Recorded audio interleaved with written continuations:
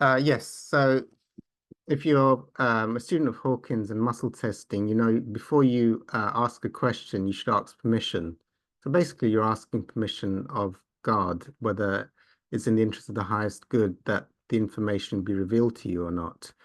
And sometimes you'll get a no. And Hawkins was for me, I was going to share on this. I think one of the reasons Hawkins managed to get to the level of about 1,000 was because he had muscle testing to be able to test the demonic attacks and the various things that were happening. So he's able to see the wolf in sheep's clothing by being able to have access to whereas most spiritual teachers are blind to the various attacks that go on, and so they fall. So this question on permission, I don't have somebody with me to constantly muscle check what I'm allowed to share, what I'm not allowed to share, and what I do know. Actually, I sort of say I'm not sure I'm allowed to share that, and I usually should err on the side of caution because it would be going against God's will to share something that I shouldn't be sharing.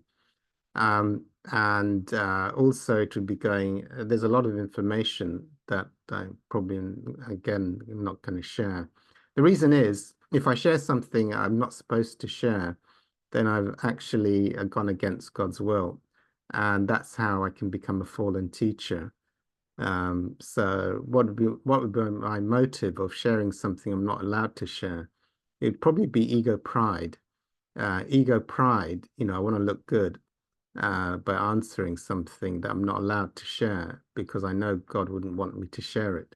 I need to be able to share appropriate to the audience. So if there's lots of new people, people who can't bear the information, people at different levels, and I blow out someone who's a newcomer, that could also take me down as a spiritual teacher into a fallen teacher.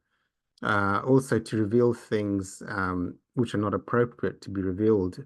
So it becomes much more difficult in a group setting to be just sharing stuff, advanced stuff. I have been doing it, and there's a risk in me doing that. I mean, ideally, I'd be like Hawkins. I'd have a partner next to me, and I'd be saying, am I allowed to answer this question in this group?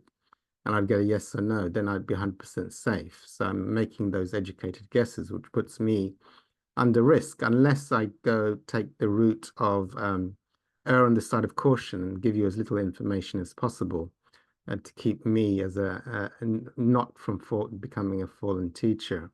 So it's actually quite serious not to do things which you're not allowed to do, and you've got to gauge the audience to what they can bear and what they can't bear, what would be actually inappropriate and could actually do harm to individuals, whereas more advanced students would be able to take it on board and would be appropriate and wise to share it for them for where they are at.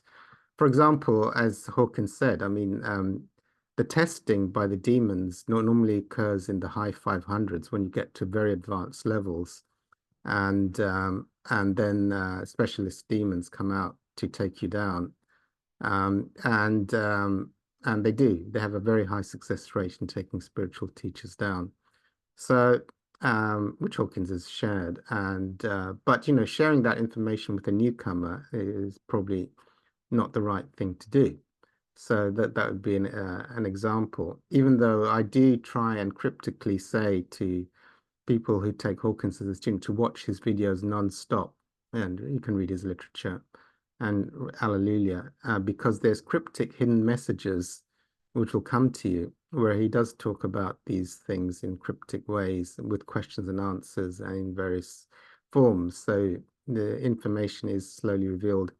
As your heart is true, hopefully you'll get an advanced teacher and also a muscle tester, which would be very helpful to get to 1,000 without succumbing to the traps that are laid for people who are very sincere in their spiritual dedication so as not to fall for temptation, and the various attacks, which I won't go into in this video, that the energies can do. So yeah, so that's why I'm careful, and I hope I haven't got muscle tests with me. I mean, I don't want to become a fallen teacher because the karma of a fallen teacher and misleading students or doing inappropriate things with students is very severe. So I don't recommend it if you become a spiritual teacher or mentor to make spiritual mistakes. So, okay, I'll stop there.